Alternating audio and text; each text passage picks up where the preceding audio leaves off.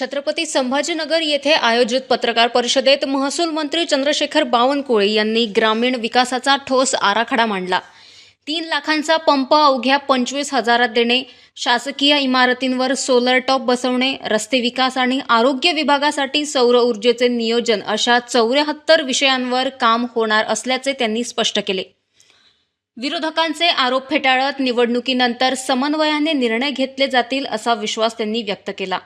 पराभवातून शिकून पुढे जाण्याची भूमिका मांडत आरोप प्रत्यारोप न करता सकारात्मक प्रचार केला जाईल। तसेच सुनेत्रा पवार यांनी जनतेच्या हितासाठी व पक्षाच्या निर्णयाचा मान राखत कर्तव्यपद स्वीकारल्याचे बावनकुळेंनी सांगितले।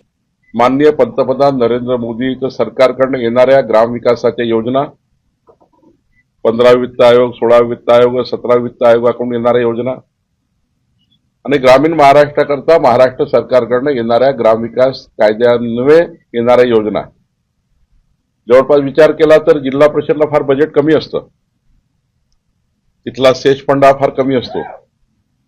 त्यांच्याकडे जो निधी येतो तो सरकारकडून द्यावा लागतो, डीपीसीच्या माध्यमातून सर्व निधी पुरवावा लागतो। मुद्रांक शुल्क जे माझ्याकडे खातं आहे, महसूल खातं, यातनं ज्या रजिस्ट्र्या होतात त्या रजिस्ट्र्याचा 1% सेस हा जिल्हा परिषदेला मिळतो। त्यामुळं मुद्रांक जो असतो तो मुद्रांकामुळं त्याचं सेच फंडाचं बजेट थोडं वाढतं। जेवढ्या ग्रामीण भागामध्ये रजिस्ट्री होतात त्याचा सेस त्यांना जातो। तसंच या ठिकाणी डीपीसीच्या स्कीम असतात 48 वगैरे, त्या स्कीम मधनं पैसा जातो। जनसुविधा, नागरी सुविधा, नाविन्यपूर्ण योजना, आता तर महाराष्ट्र सरकारने मुख्यमंत्री बळीराजा पानन रस्ते योजना, या योजनेतनं शेतकऱ्याचे संपूर्ण रस्ते बांधकाम करायचे।